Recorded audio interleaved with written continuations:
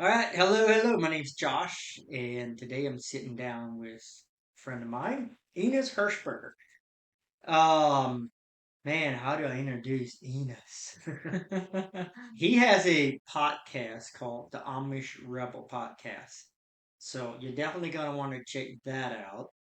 And we've talked a few times on the phone and got to know each other, and I think we have a lot in common. Yes. Maybe scary even so. Yeah. Yeah, we just want to kind of find out who you are and where you come Okay. from. I believe, or I know you grew up Amish, so you want to start with that? Or how was that? Growing up Amish, how was Yeah. that? Growing up Amish, and first of all, thank you for having me on your Yeah, podcast. You have a beautiful studio here, yeah. and greatly appreciate you having me on.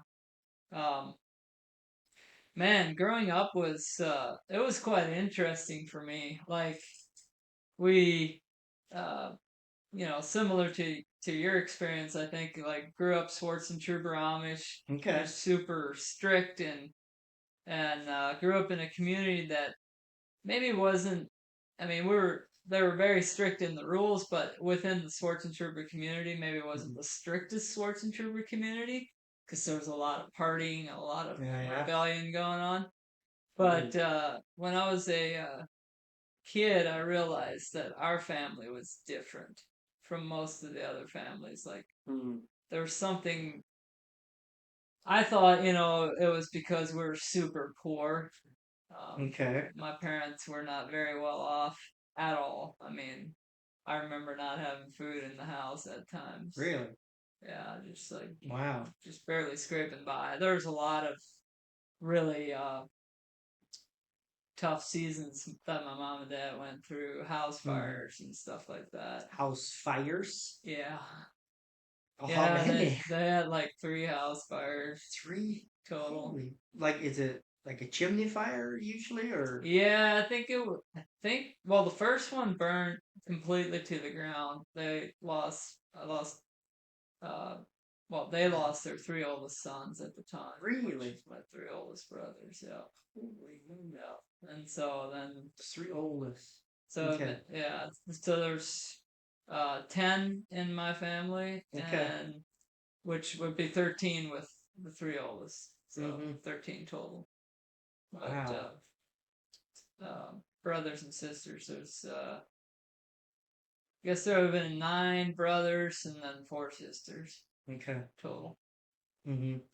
which is pretty crazy. But yeah, then um, I mean, with them going through stuff like that, it just Yeah. made it super. The Amish they don't really seek counseling or anything like that, so Yeah. they just buried that stuff, which is crazy to me. Right. They don't know how to express Yeah. themselves. Now, there's no insurance, right? No, there was no insurance. So, do you know or remember if the community?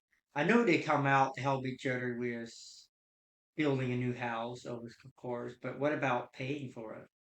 Yeah, I don't really. Actually, I think they were like renting an old farmhouse at the time. Okay. My parents were in Canada, so half my family's Canadian Oh, okay. because my parents moved to Canada before I was born, but then they moved from Canada to Minnesota, and that's Okay. where I was born, and that's Okay. where I lived until I was 19 is when I moved. But yeah, as a kid growing up, I remember I slightly remember the second fire.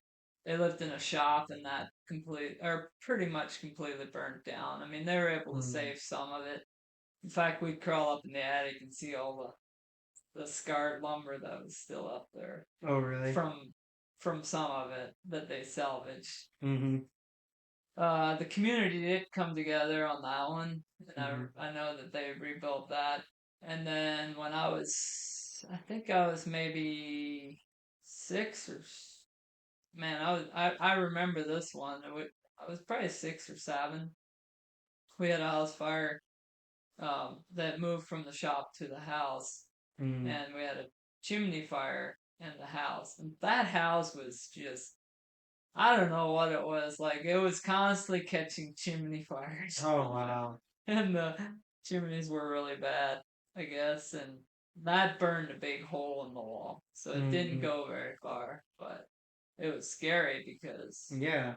every time I can't even imagine what my parents went through every time there was Yeah. a fire. So the first one, they lose their three oldest, Yeah, and then this happens twice. Like the emotions and stuff they gotta go through. yeah, And I mean, you're talking the Amish. At least where we both grew up, there's no electric. Everything's wood heat, right? yeah, Wood stoves. yeah, I mean, it happens. Typically, it's pretty safe though, unless yeah. maybe it was I an don't. old chimney or. Yeah, That's just weird. Like three fires. yeah. That's I I it's not don't I don't normal. think I don't know that anybody, like, most of the houses are built new. I mean, Yeah. occasionally you move into an old house, and I guess that was kind of the path that my parents ended up down. Is they were poor getting married, and so Mm-hmm. they lost their first house, so now they can't afford to go into a new house. Yeah. So they're living in a shop, which I think that was a chimney fire, Mm-hmm. just not proper, not the proper Yeah. chimney. And then they move into an old farmhouse, which again, bad chimneys. Yeah. And so, um, Wow. yeah, but that's the way, I mean, that's the way I was raised, like, grew up in that environment. Just, remember growing up, like, old farmhouse in Minnesota, 20 below zero. Snow is blowing into the room. We wake up, you could see snow on the windowsill Inside the and window. inside the window. So you just you didn't spend a lot of time putting your pants on. Gotta get out of here. You'd run down. We'd run down in front of the stove and Mm-hmm. stand in front of the stove. So there's no heat in your room. There was a little register, but by the time, because if you think about in Minnesota, like, they have to pack the stove for the night, and then that Mm-hmm. throttles the stove down. Right. And by the time morning rolls around, I mean, it's freezing up in the room, Yeah. pretty close to it. So the stove is like the first story, Yeah, and then you have a little register where heat can go up into the second story. and the registers consists of a hole in the floor. Right on. I mean, And uh, today's teenagers sometimes lose Wi-Fi. yeah, And it's yeah, unbelievable. I ain't got no Wi-Fi. yeah. Yeah, Jeez. it's I mean, like, blows my mind, even, like, just talking about it, because I don't think about that a lot. Mm-hmm. And but I am grateful to have, like, grown up that way, because it makes me a lot more thankful for the Yeah. things that I have now, Right. and I can hopefully pass some of that on to my kids. Yeah. I like to pick on people. So Okay. when you say something like that, like you're grateful for growing up that way, and that's a very good thing to say. But then what is somebody supposed to think when they say, "Well, I grew up great. I didn't Hmm. have a hard childhood." So does that mean that I'm not grateful? Like, how can they be grateful too? You know what I mean? Yeah, they should be extra grateful. Yeah. But I left the extra part out. uh, so you're just grateful. They No, have to be just extra grateful. yes, yes. I think. Well, I mean, the way that I see it is, it would I go relive that? It's a little hard to say, like, I would go relive that. No, I wouldn't really Yeah. want to do that, but I can look back over my life, and I used to not be grateful for it, but now I Mm-hmm. see it as, like, I wouldn't be who I am today. Enos wouldn't be who he is today if it wasn't that I had all those experiences stacked up, Right. So, And that's also, I guess, you learn to let your past make you better rather than bitter. yeah, Right. Like look it's at true. Yeah. what you can learn from that and just take the positive out and leave the Yeah. negative. Yeah. But I mean we have some brat little not just teenagers these days. I mean there's old people too that are just brats. Yeah. They think they deserve everything handed to them Hmm. and But isn't that the parents' fault a lot though too? Entitlement, yeah, I think it Yeah. is. I mean, I think it comes down to, well, I'm convinced you can, whether it's passive or intentional, you can parent your kids into anything that you'd like for them to be. And so if they're entitled, then there's probably just a passivity there. They're not, they're not being parented at all, Mm-hmm. or they're, you know, stuff's being handed to them. Right. There, that was the hardest thing for me coming out of that. Like I told myself that I would never, my kids would never have to deal with the things that I had to deal with, Mm-hmm. and I want to protect them from that at all costs. Yeah. And so I soon realized that there is a happy medium in between there. Like I can't just give them everything, because if I give them everything, then they Mm-hmm. never learn to appreciate what they've gotten. Mm-hmm. And I also don't, um, they also don't learn what it takes to get something, Yeah. which builds up that muscle of endurance and the will Right. to Yeah. fight and to do things and to go be somebody. Uh, Mm-hmm. if I just hand them everything, they're gonna look up at 25 and say, "Hey, Dad, when are you giving me your house?" Exactly. I don't want that. I just want kids that are tough and can handle Yeah, life. yeah. How do you do that? You're a father. Well, I mean, I'd say for myself, like I can speak for what I've done for my boys, and that's you have two boys, Yeah. similar age.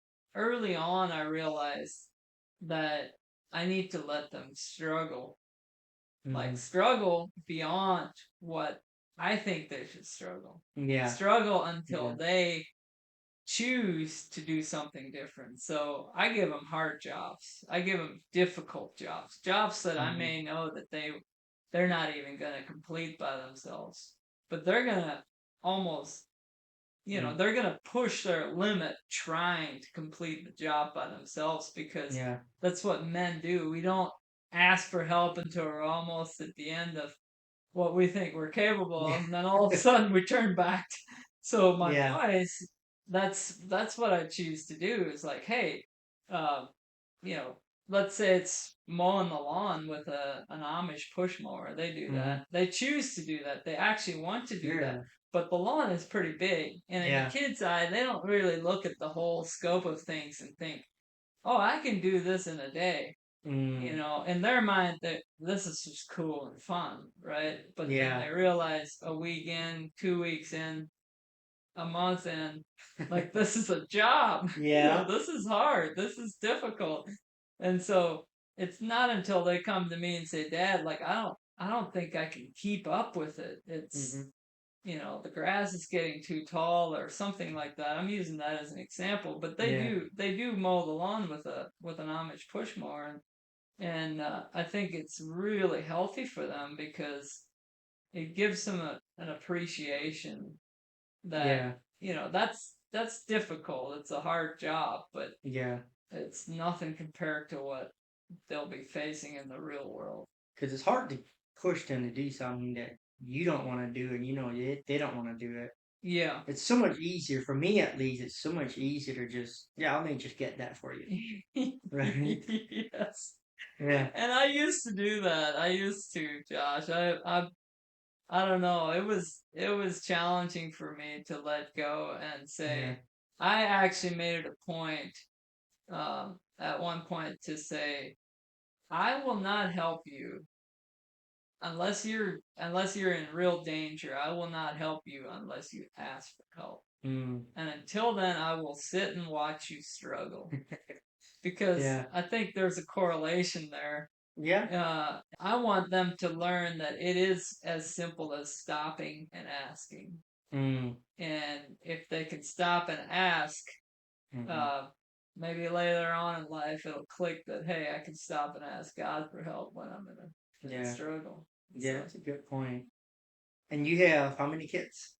there's two boys and two girls. Now the girls Okay. are parented completely differently. Yeah. For me, now my wife, it's her job. Right, Like with yeah. the girl, not I don't say her job. Like I parent the girls too. Like they need a father figure, but Yeah. it's if they get scratched, I'm not gonna say don't worry about it. Right, You know, yeah. I'll pick them up. And Yeah. if the boys get scratched, I said, oh well, at least your leg is still on there. Yeah. Yeah.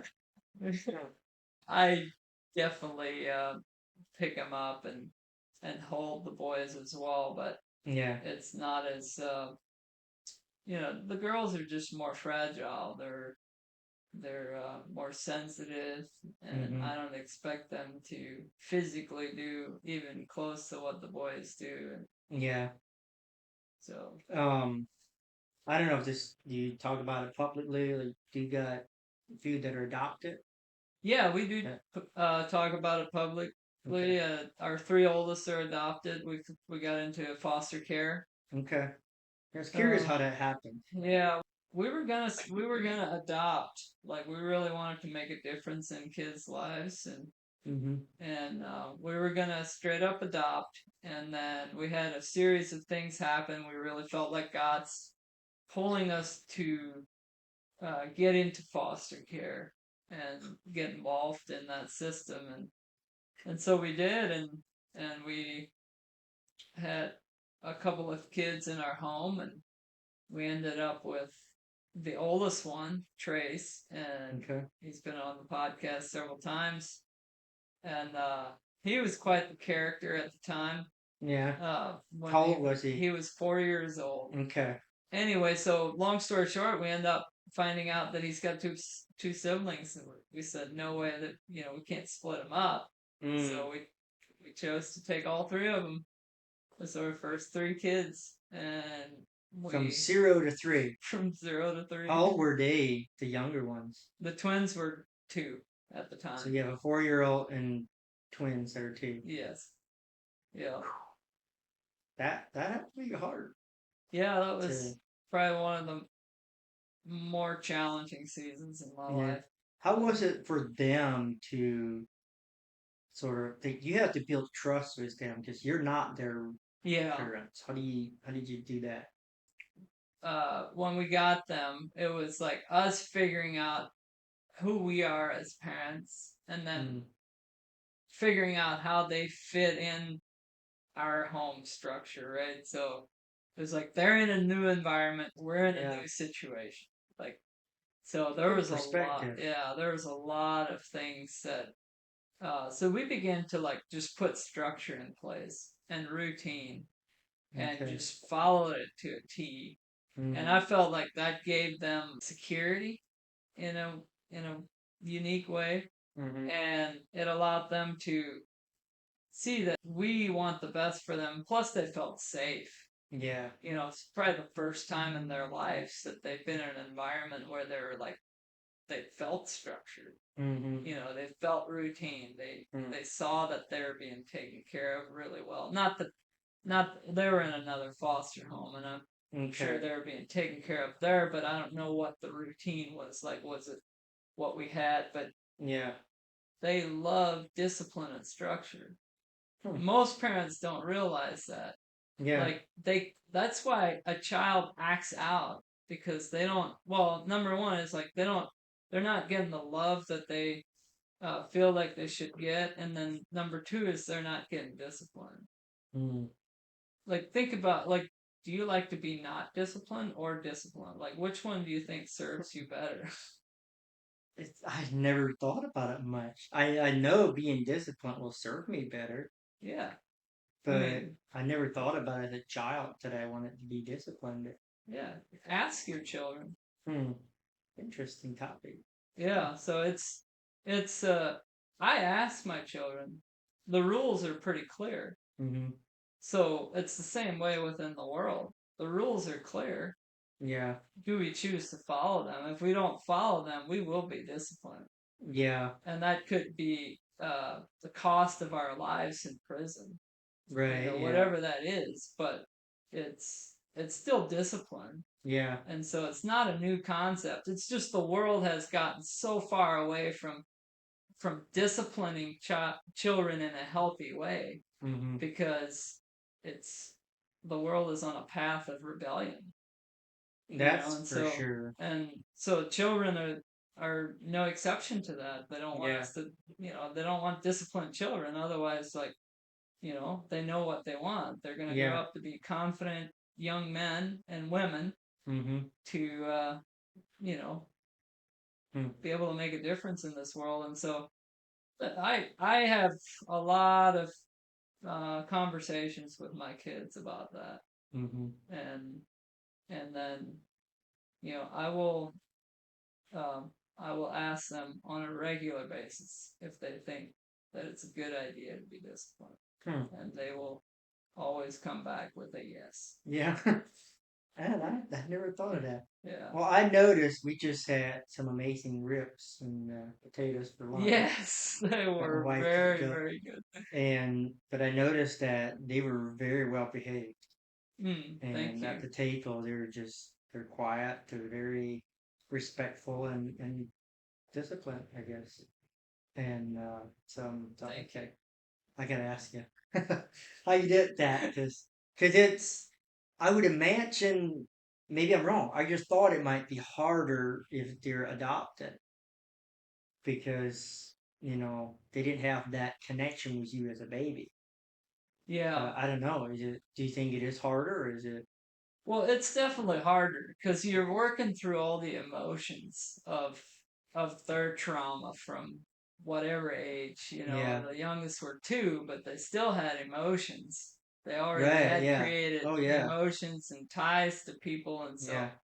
regardless whether they can verbalize it or not, they're confused at what's going on. Yeah. Their world's just been turned upside down, and Right. Yeah. there's these strange faces looking at them and saying you can't do this or you can't Yeah. do that. Yeah. So there's a lot of emotions that we got to work through, and we Hmm. continue to work through those uh, going forward. But Hmm. I would say to kind of like bring it all together, it's they trust us 100% of like 100%, like That's we're awesome. their parents. Yeah. We don't see them any different than our biological child, and Yeah. so and we want them to know that, we want them to feel that and experience that. And Yeah. I think a lot of adopted families, like, uh, I have seen in the past, like, they use that as an excuse not to put in the work, whether they choose to or not. They You mean the use it. parents? The parents, yeah. It's Oh. almost like, well, Johnny's that way because he's adopted. It's understandable, and people begin to reassure them Mm-hmm. that that's okay because Johnny's adopted. I mean, Hmm. of course he'd be that way, right? Wow. Like, so then you begin to build a structure that supports Johnny in an unhealthy environment, and Wow. That's it's really just, good. I don't know. Um, I mean, I can only speak for what we've been able to do, but I do see that from other, Hmm. from other families, and I'm not, they're not teenagers, so we'll see, how Yeah. things play out. But I do know for sure, for a fact, that we're gonna do our absolute best to continue to teach them Yeah. that they have one father, one mother, Mm-hmm. and that they're loved and that they're taken care of, and then Yeah. it's up to them to decide what they choose to do. Yeah. And I just, full disclosure, we're by no means even close to perfect parents. I knew you were gonna say that. So Just shut up. Just forget it. I love my job as a dad. Like, Yeah. it's the greatest job I've ever Mm. gotten to do, and I take it very seriously, and I Mm-hmm. want my children to do well, and Yeah. hopefully they can see that. And I know you do the same. Like, Yeah. you love your children very much. It's sometimes more. I mean, it is more challenging because of the way, like, I grew up to. Because the opposite is like, I don't ever want them to go through. But then Mm-hmm. what I went through, but then I recognized that part of what I went through was simply because there wasn't reassurance of love. Mm-hmm. So if there's discipline with no love, Mm. then a child feels neglected and taken advantage of. If there's clear discipline with clear love and instruction, Mm-hmm. then they feel secure Mm. because they know. I Yeah. mean, it's like the right from wrong. I mean, uh, we know what's right and what's wrong, and Yeah. we know that there's consequences tied to both. Mm-hmm. So whether good or bad, and Very good. So that kind of ties us back then as growing up. Did you have any good connection with your parents? Did they say I love you? Did they help you? Was there any affirmation like that or yeah, there was not no. nothing? I would say my mom would comfort me like when I came to her. Like Mm-hmm. she would let me know things are okay, but there was no I love you. And probably the relationship that affected me the most was my dad. I so badly wanted my dad to be there, and I just never. Well, probably about a year or so before he passed, I began to like build that relationship. But um, definitely not as a kid. You know, just no I love yous, no hugs, none of that. And then a lot of discipline without any explanation whatsoever. So there's that leaves room for a lot of confusion. Like, Yeah. why am I getting disciplined? Like, I don't even get the chance to speak for myself. You know. Hmm. So A lot of spankings. yeah, Yeah. a lot of I got those too. a lot of a lot of butt whoopings, and that's why I tell people today. I said, look, I got a lot of like really harsh butt whoopings, Mm. and I deserved every single one of them because I made up for the ones that I didn't get. You know, Yeah. so it wasn't that actually I don't feel like ever like affected me in a negative way. Mm. It was the fact that my dad never spoke to me about him. Mm-hmm. It was the fact that he didn't acknowledge the good things that we did. Like some of those things is what I think affected me. It's the fact that he wasn't there for my birthday or some of those things. Like I think is what affected me more than the discipline itself. So when was he working all the time or what? Yeah, he Okay. was working. What did he And do? he did construction. Okay. So he did construction, grew up on a dairy farm, and then dad did construction to pay for the bills because the Okay. dairy farm was pretty much a wash. In fact, probably cost some money to Oh run it. wow. But And he said he passed away. How long was that ago? it would have been June 2 years ago. 2 years So ago. so Okay. this month 2 years ago. Oh, okay. You know, But he was still Amish. he was still Amish. Yep, Okay. Swartz and Trooper Amish. He did construction and roofing. He mostly did roofing towards the end of his life, and Hmm. he was on a roof and ended up getting a heart attack, and No, no. then they took him in, and he ended up getting a stroke. They took him in, and actually 3 days after Father's Day, he passed away from a Wow. heart attack and So he had in a the stroke hospital. and then a heart attack later. Did he like fall off the roof when he had a stroke, or was he? No, he like went down, and the guy that was working this is my dad. Like I loved my dad Uh very huh. much, and it was quite a blow when he passed because it was unexpected. Yeah. And but he didn't tell any of us that he's still doing roofing, or at Mm. least maybe he told my brother. He might have been aware of it, my one brother, but like majority of us didn't know that he was still doing roofing. 'Cause How he's old was climbing up. he? He's 74 years old. 74. He's climbing. That's too old being a roof. I'm Hey, a I might roofer. do it. I'm a roofer, but I'm not planning on being roofing when I'm 74. Yeah. Uh, but anyway, so the guy that was working with him saw that he like went down, like almost like falling, and so Hmm. he helped him down off the roof, and they went Okay. home for the day. And then that evening, they got the ambulance and took him to the Oh, hospital. okay. And he was on the road to recovery. Like he was very positive about getting out of the hospital, but Mm-hmm. pretty much half his side was paralyzed, and he Right. was slowly getting that back. And then they wanted to do one of those scans, like like a run a camera down to Mm. look at his heart. Mm-hmm. I don't know what it's called, but they warned us that it could cause there's risk of a heart attack, Oh, yeah. and sure enough, that's what happened. Wow. So, Hmm.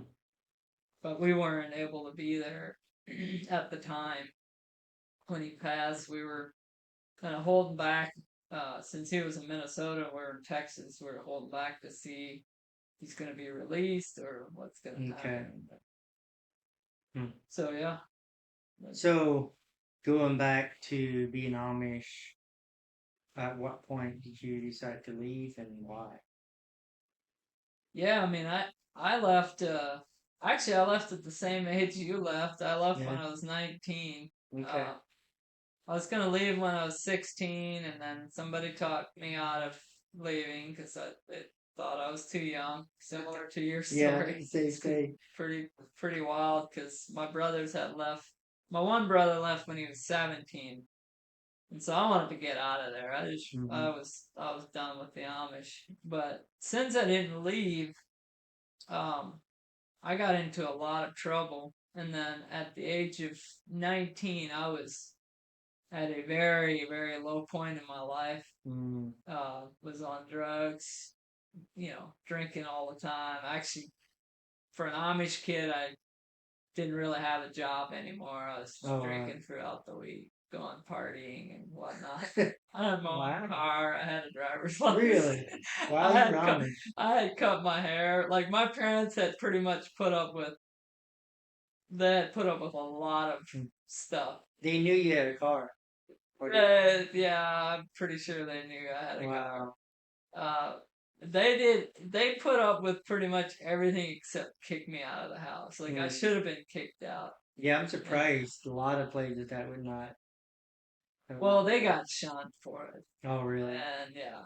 And I found out the one time they got shunned for it, but then I thought I was gonna like there's so much going on that I just thought like I really don't need to like put my parents through this, Yeah. and I don't want to like keep living this way because I'm miserable.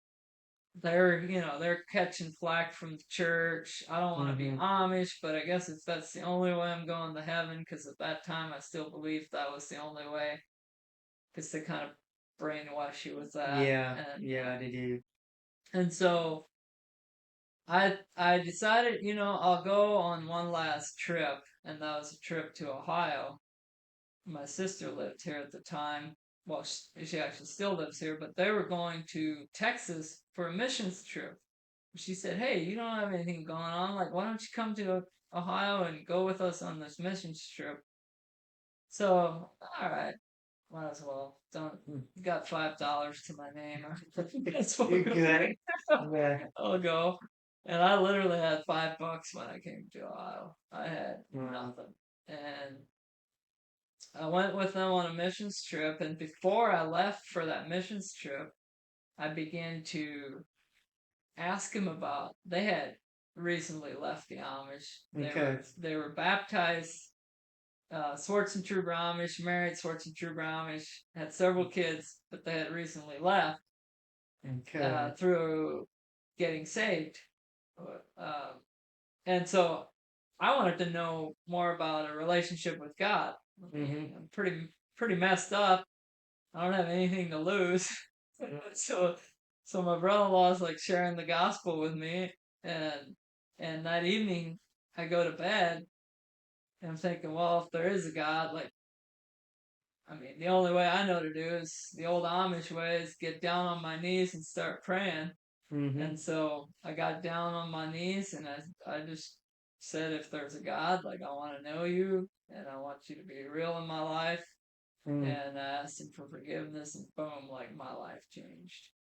It's like God entered himself into that Wow. room and I was never the same ever since. Like from that day forward, um, I was on fire for God, Hmm. and still am. I still love my relationship with the Lord, Yeah. and that's what changed in me from when I was 19, living the Amish lifestyle, doing all those crazy things, to now, all of a sudden, overnight, I knew I would never be Amish again. Yeah.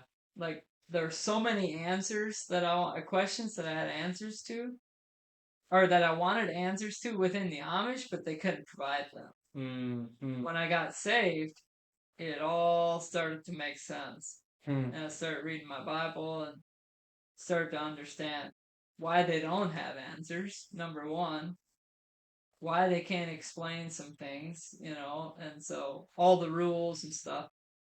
Anyway, so I went back home and I just told my mom, I said, I accepted Christ. I'm never going to be Amish again. How'd that go? And she was actually relieved. Really? She was still Amish at the time, but she was relieved because that tells you what kind of kid I was Mm-hmm. at home. Wow. So she ended up leaving too? She did end up leaving, yes. Okay. And your dad? He stayed Amish. They Okay. stayed married. They stayed living in the same house. He shunned her, for the remainder of their lives. But The church was shun her, right? yeah, well, yeah, church would have shunned her. Dad upheld the shunning. Right. So Yeah, he had to, because he's a member of the church. yeah, So that means they can't eat off the same table yeah. That's correct. for the rest of their lives. Hmm. Would she wear Amish clothes or English? Or, She would dress in between, so she okay. dressed more like Amish, almost like Amish. Actually, towards the end there, she was wearing skirts and kind of conservative. If you would have seen her, you would have thought she's Mennonite. Gotcha. So Okay. slight covering at times. And, Yeah. um, But she drive a car? she never did. She drove golf cart all over the place. Oh, really? Yeah, Hmm. but But that is weird. I've never heard that before. So they're married, live in the same house, but they can't even eat off the same table. yeah. I mean, there's a lot of restrictions. Like Oh yeah. he couldn't take even anything off her hands, right? No. What about the food she cooked? So the food, I mean, I guess he did eat the food. I They don't cooked know, the hell like, out of it so he can touch it. yeah, I was burned for the rest of Yeah. the remainder. No, I, Wow. I don't. I know that my dad, in the deepest part of him, he really didn't care about church that much. Like Yeah. he he was more concerned. Like my dad was a people pleaser, so he was more concerned about people. Mm. Um, and so when they weren't looking, he had some things. Uh, I mean, it's pretty easy for him to like. My mom had a phone, and when we were at home, I mean, you would the only way you're gonna make a phone call is to go to the neighbor and use the phone. Well, yeah. all of a sudden, Dad calls me on Mom's phone. Hmm. I'm like, what is going on here? Like That'd be cool though. that To, was. I had two different times I had a 45-minute conversation with my dad on my mom's phone, which was wow. that was like, yeah, like I said, towards the end of his life. Yeah. So it's so weird is I think about sometimes I like to think of the listeners that watch this and to them a lot of times like yeah what that's nothing but to me to have a phone call with my dad would be the coolest thing in the world Yeah, because that ain't never happening. Like yeah. he would go to the neighbors and ask them to use their phone or ask them to call if the house is on fire or something, but Hmm. that's it. Yeah. Maybe sometime for a veterinary, you need the horse is sick or something, but they're not using the phone. Yeah, yeah, So, but that's very interesting. yeah. It's like a treasure, right? I mean, when I had those phone conversations, I Hmm. screenshotted them. Yeah. I mean, that's Wow. that's something I'll keep for the rest. I mean, I Yeah. know it in my heart, but still, like the Just having that. evidence that I actually spoke with him. Yeah. So, I have a picture of my dad from him being in court. Because here in Ohio, they had a big fight when they were supposed to put flashers on their bucket. oh That yeah, I was something remember that. new. Yeah. And many of them ended up in court and because they would get a ticket and they wouldn't pay the ticket because they won't pay the fine. That's against their rule.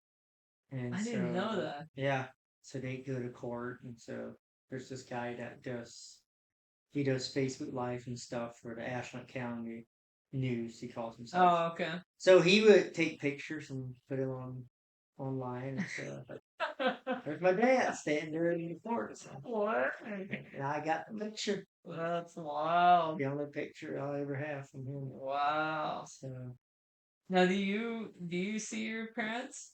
I don't much, and it's partially my fault. I used to go about once a year. I would go home to visit. Wow, are you serious? Yeah, and I could maybe do more on because he's a bishop too, Oh, and okay. uh, and I was like to just say, and kind of in his defense, he didn't choose to be bishop. He was voted in as to Yeah. be bishop, but I can't come around too much. It's gonna make him look bad. So Mm. I try to respect them and stay away. But then in the last year and a half, I think about a year and a half ago or so, my sister who had left, she went home and he was kind of rude to her, and Huh. it kind of ticked me off, and I haven't gotten myself to go face him since then. Wow. But I keep thinking, like you said, your dad died, and I keep thinking that day's gonna come, and I hope I don't regret it. So Yeah. I have to go see them. Yeah. Or I can go and they'll invite me in the house, sit down, talk, and Mm. it's hard to have a conversation. I don't know if it was like that for Yeah. you because they don't want to talk about me. They don't. Yeah. They never ask what I do, what I work, where I live. Like they've done a little bit, but the conversation they're not interested in my life. And so we'll talk about what they're doing, and but I'm not really interested in talking about what's going on in the Amish community and Yeah. who had a baby Yeah. and all that stuff. So it's hard to get a conversation going, Yeah. but you know, you can do Yeah. it. Yeah. So you leave, and okay, did you go? You said that your sister was going to go to a mission trip in Texas. Did you end up going Yeah, to that? I ended up going on that trip, and that trip was absolutely incredible because I met a man that ended up teaching me a lot about the Bible Hmm. and on that trip, and in fact he's still a very close friend of mine to this day, and Interesting. yeah, he's poured into my life over the years. Just he's very wise when it comes to scriptures and stuff like that. Hmm. But he runs a successful business and he has an awesome family and they fostered and adopted as well. And so Okay. a lot of similarities there.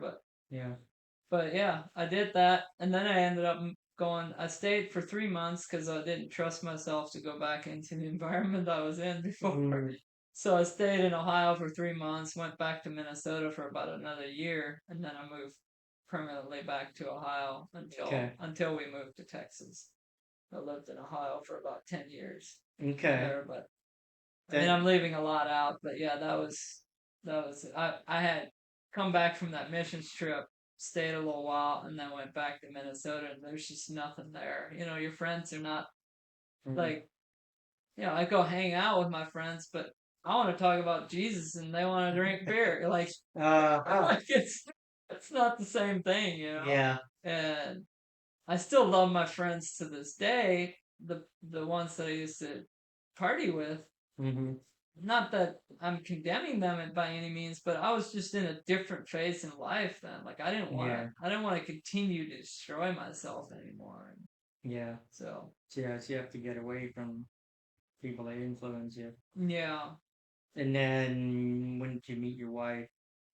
Oh, when I moved back to Ohio is Okay. when I started hanging out with her. Well, she was best friends with my sister. Oh, Still okay. still is. Okay. And so I met her and she didn't want to, well, maybe I should let her talk about I had to work really hard to Really? to to get her, and which was okay. I was okay with that because Mm-hmm. up to that point, like I had had a real serious. I mean, I had several girlfriends, but Mm-hmm. um, The good so ones are hard to get, they are. I would say. Yes. Uh, Anyway, my experience, the only good one out there was very hard to get. yeah, I know of another good one. We can agree Yeah, to yeah. disagree. Let's we'll Um, just leave it right at that. yeah.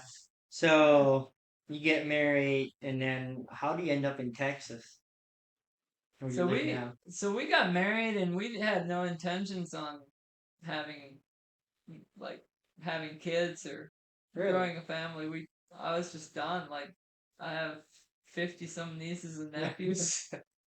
That's enough, huh? If I ever need a kid, I'll just go get one of those for a while. Wow.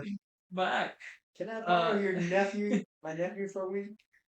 plus, before we got married, I started a business. So a year before we got married, I was 22 years old. I started a business, and I was so busy growing that business, I couldn't Mm. even think about kids really. And so it wasn't until about year 5 into our marriage, we said we'd give it 5 years and we revisit it. And if Okay. we both decided like we'd want to have kids, then we could figure out what to do.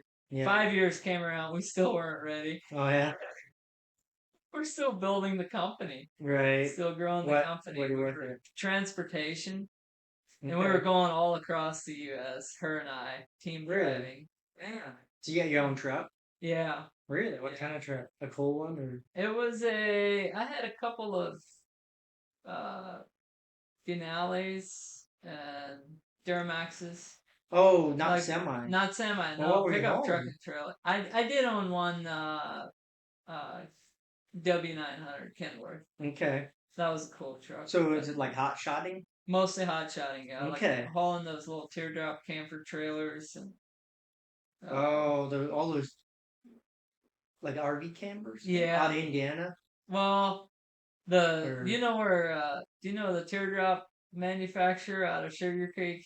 They hmm, make those little round teardrop looking they're called campers. teardrop. Just Yeah. like tiny Yeah, short. they're real small. Huh. Yeah, you pretty much you drive in and you back out of them. That's how small they are. Like the person. As a person, you walk in and back out. No, they're good. Oh, It's pretty small. that's small. Yeah. And they're made in Sugar Creek. Yeah, they're made in Okay. Sugar Creek, Ohio. So you would And deliver them so, all over the place. yeah, we deliver Oh, next year's. And then we delivered for James Hardy, the Hardy Siding building products. yeah. We delivered we delivered equipment, tractors, Okay.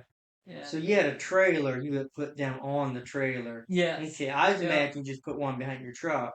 Oh no, But they're no, small enough you could put a yeah, few. I gotcha. Okay. yeah. See, we load up to 4 or 5 Okay. on the smaller ones. Now the bigger ones there'd be maybe 3 or 4. Gotcha. And But then at night you park and go back and go in there to sleep. yeah, and the pickup. Or did you? No, they had such an issue with that they started locking all the Oh, doors. really? We never did. We never did that. Mm-hmm. I say never. I feel like I did it one time just to see what it was like, but I Mm-hmm. can't remember. It was not a common thing. We'd taken the back seat of our out of our truck and we'd put a mattress back there Oh, really? and we'd sleep back For there. the two of you on that little Yeah, I type mean we thing. were young in love. Like I mean this is perfect. That kind of a bit and still no kids. Wow, that's Yeah, some but discipline right there. I learned how to drive truck early on. I'm telling you. No, it was good. It was a great time. It was a great season for us because we Yeah. got to go travel. Um, Mm-hmm. but we did that, and then we began to realize that life is pretty stinking boring if all you got is Mm, some money in the bank just and you. it's just us two. And so Mm.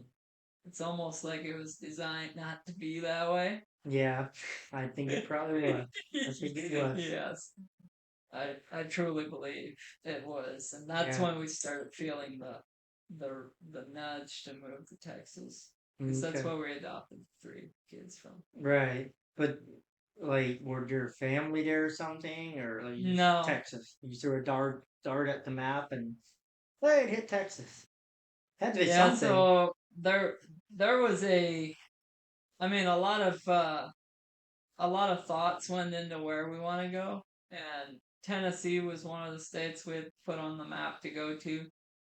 Conservative, not too far away from Ohio, close family. Yeah. We went there, we visited Tennessee. There was absolute nothing there for us. Oh, Like really? Nashville area, just nothing felt right. Yeah. You drive around, it's like, I don't want to live here. I don't want, that type of thing. And then we just kept coming back to Texas. And I Hmm. was driving on 30 coming up into Worcester one day, and God said, why don't you go? Like, what Hmm. are you waiting on? Yeah. And I'll never forget that day because I um I didn't want to go. Really? I did not want to go. It's the But first time in my life that I didn't want to. was it her that wanted to go, or was it just the reality that kind of hit you? Yeah, it was a combination of things because at the time we were running our business. We had just built our dream house. Okay. We were getting ready to live our life, and we could stay in Ohio or we could be obedient and go to Texas. Right. And So it's that get out of your comfort zone. yes, I gotcha. Yeah. and I am. I mean, you show me a pool it's full of cold water, I'll jump in. Like I have no problem doing Not me. I'm staying behind. I'm going to the hot tub. so, so you put me up to the test, I'll go. Like Hmm. that's the type of guy I am. But for whatever reason, this time around, my wife was the one nudging me to Hmm. go, and so we made the decision to go, and we packed up enough clothes in the car to keep ourselves comfortable, and we drove to Texas, and we looked around. It was not planned at all. Wow. Like we Just we literally drove there. We looked around. We found the place. We showed up at this empty apartment, and we didn't have any furniture, and we had hmm. a car full of clothes, and like, okay, what now? It's like we're starting over again. Wow. And Well, you get money in the bank at least and yeah, stuff. yeah, Yeah. yeah, we did. We had money in the bank, but we realized getting there, the cost of things to be out in the so-called real world Hmm. and not family around to support you. Like it was I remember driving down the road and seeing a chair that somebody had lost. I picked it up and it was all scratched up, but that was one of our chairs for a Oh long time. wow. Because like I don't want to go buy a bunch of chairs. Like Yeah. we need to make rent, and I don't know what I'm gonna do for work. And Mm. and anyway, everything worked out. Yeah. Worked out really well. Do you think that I don't know if it's just ex-Amish, but especially those I see it this way, come out of the Amish and then you're around a bunch of other ex-Amish and Hmm. it's a good way to push yourself out to do something like that. Get out of your comfort zone, get away, leave your flock, Yeah. go to a Yeah. different state or something. Because that happened to me is I was just working with my ex-Amish buddies Mm. until I got the dream job that I wanted, drive truck and trailer and to go work for this company where there's no ex-Amish. And so, Gotcha. man, I learned words to help me speak English and Yeah. respect and like knowing what it's like to be in a workplace like that. So I grew a lot when I did that. Mm. And I don't know how long were you out of the Amish when this happened? Like how many years did you? I had been out for, I guess it would have been close to 10 years. Oh, okay. So Yeah, when you're I was growing out. up, but Yeah, I mean, I was definitely. like, and I feel like for our family, it was a little bit different because there's so many of our family that had left. There's only Okay. 2 out of the 10 that are still Amish, and Wow. so my older siblings, they kind of gave me an inside look of what it's like to be in the outside world Yeah. before I even left. Mm. And so it was a little bit different for me in that way, but there's still, yes, getting completely out of the Amish community is it is very challenging. Yeah. Like moving to Texas is probably the hardest move I've ever made. Yeah. But Cause it causes you to grow. And yeah, what do you do now? I do construction, roofing Okay. mostly. So I have a roofing company and Okay. we do a lot of insurance work and the podcast, the Right. Amish Rebel podcast, working Yeah. on that. How did how did you decide? I mean, I know everybody's doing podcasts these days, so maybe you're just one of the everybody. So how did you come up with that idea? Well, I'm definitely not one of the everybody's. I would Mhm. put myself in that category. No, I just I didn't know how popular podcasts were until I started. Mm. But I knew that moving to Texas, um, it's like this has been like something that's been on my heart for a long time is to Yeah. get into a public space of speaking and Okay. being able I love teaching. And so when I think it was like 4 years later, I realized I still hadn't done this thing. And Mm-hmm. that drove me crazy. So I had gone through some of this, some leadership training that they caused me to put a challenge in place that would really challenge myself personally to grow. And also it would, like, I just don't know how it would work. And Mm. I guess I got up in front of a group of people and said I was starting a podcast, and I had no idea how I was starting a podcast. Uh-oh. And so I had to, stay Mm. true to my word, and that's how I started it, and just began to work on it from there. Still Yeah. working on it. So are you looking at doing a lot of stuff about the Amish life, or you just gonna do like is there a specific place you're trying to go with it, or Yeah, I mean, my idea of it is to document like ex-Amish that leave the Amish, okay, document their stories along with uh, people that are like society wouldn't call them successful, but I see them as very successful. People that okay, maybe didn't go to college, maybe didn't have a traditional upbringing, unique story, uh, and they're doing very well in life, okay, and kind of like yourself, just you didn't have a traditional path. right, And society would have probably call you off as someone that's not going to do anything in life, right? yeah, So, I mean, it's just the reality of it. Like, the system is created in such a way that if you didn't go to college, like, I couldn't get hired anywhere because I right, didn't have a degree. Well, that does not necessarily mean that I'm a throwaway and I can't go do stuff, right? right, yeah, So, I want other young Amish kids that are leaving, I want to give them a platform that they can pull from and say, well, if he did it, why mm, can't I? yeah. I love that. That's great. I kind of have kind of that same dream, Okay. and just when I left, I remember the guy I was going to work for.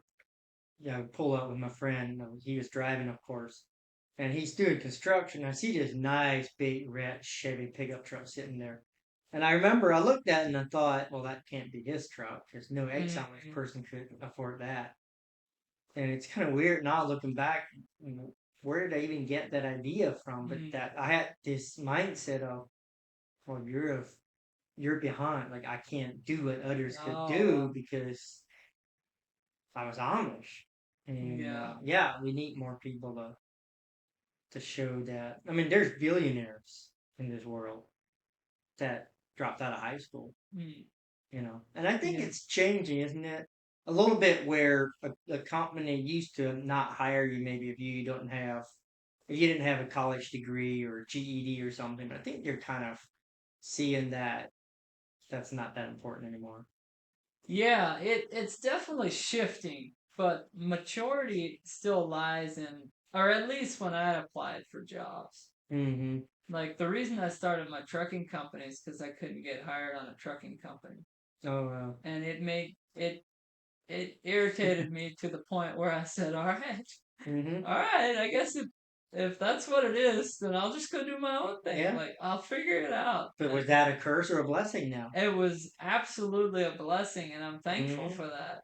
Yeah. I really am Yeah. because it taught me a lot of things. But I think that, yeah, back to what you said, I think more companies are realizing that you can, if you just give a guy a shot Yeah. that is driven, um, it's probably better than a guy Yeah. that has three three different careers and or three different whatever degrees, Yeah. yeah, three different degrees and doesn't show up on work or for work on time. So Right. Yeah.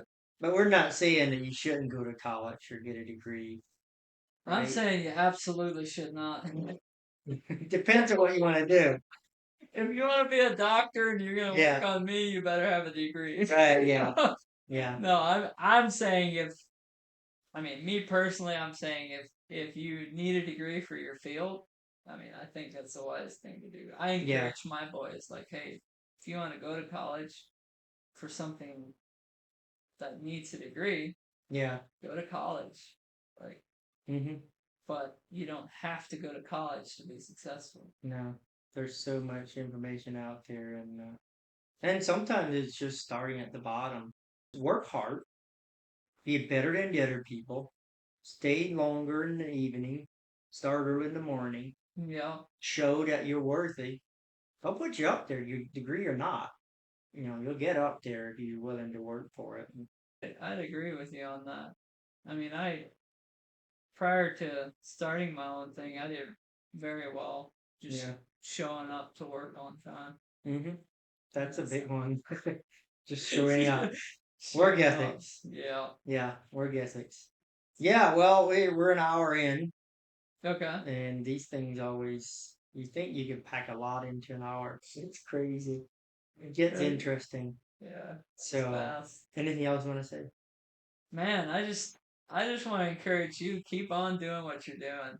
You're Thank making you. a big difference and you're a huge inspiration. Hmm. Like I'm just gonna like take it. Go on. take it, Josh. Take Go it. on. So these are all the words your dad should have said. Yeah, sure. Yeah, no, seriously, I mean that from my heart though. Like you're a huge inspiration and I know there's lots more people that are gonna draw from that as well. Hmm. And you've been an inspiration to me, a blessing, and just supporting us with our channel as well. I appreciate that so Yeah, much. So well, I appreciate it. yeah. Yeah, for people out there, if you're interested in that, you have the YouTube channel, the Amish Rebel Podcast, Yes. and Yeah. then what other platforms? So it's the Amish Rebel podcast, which ties into the Amish Roofer. If you're in DFW area, Dallas Fort Worth area, Okay, you can support us through reaching out to our roofing company and take a like gun, shoot a hole up through the roof. That's bad advice, isn't it? Like a shotgun, so it doesn't go out far. Preferably 12 gauge, makes a bigger hole, and then call him, and come he'll out and fix your roof. repair it. Yeah, and the Yeah. insurance would cover, right? Yeah, Yeah. I was cooking a potato and it exploded, and Yeah. you know, We get some interesting ones, man. yeah. Tell me Yeah. about the weirdest one. Um, Curious now. the weirdest ones are damage that you like very much suspect that they've already done a claim on, and they're Okay. trying to do another claim on it. It's like, come on, the insurance is not going to pay for it twice. Like you can't file two claims on the same storm. So those are the Mm. weirdest ones. So do you think they they actually want to collect the money, maybe without getting the work Oh, done or something? sure they do. Yeah, Oh, yeah, yeah, yeah, yeah. yeah. They wanna. They already did that once, Yeah, and that's why it's not changed. But then they want to try to do oh, that again I got and you. see if it works again. It's not gonna work again because So they got paid from the yeah, insurance. See, that's where it's frustrating because there's really anything like that in life. We pay more for insurance because of that stuff, yes, right? yep, yep. It's crazy. The people that are honest and are doing the things the right way, they end up Yeah. You ever paying think for that. about what life is? This is just a bonus of the interview. Okay, this is the bonus in the end. I recently thought about what would life look like if there was no evil. People wouldn't do Mm, like imagine how much money we spend on prisons. How yeah. many like what was it, 20 billion we spend in Afghanistan war and Yes. like the billions of dollars we spend on military for protection against a little fat man in North Korea that wants to kill us and Mm, like just billions and billions of dollars and yeah. rules and rules and rules and regulations that me and you have to live by and many other people that are there only because there's people out there that want to take advantage of others and do Mm, evil stuff. yeah. If you really think about it, it's a lot of money and a lot of restrictions on us. I mean, I have to spend money on guns to my house in case a bad guy wants to come and do harm to my family. Yep. I could be saving that money. So I think you just spelled out your new mission. Get out and get the evil out of um, this nation. that's part of my that is my dream. Yeah, Yeah. that's my dream. Yeah. Yeah. Hmm. Well, I'll join you in that journey. Let's do it. Yeah. All right. Well, I keep scratching my head. Wait, that means there's someone curious or something. Just two dudes in the corner having a conversation. But yeah, there's your bonus at the end of the video. So feel free to go and subscribe to his channel.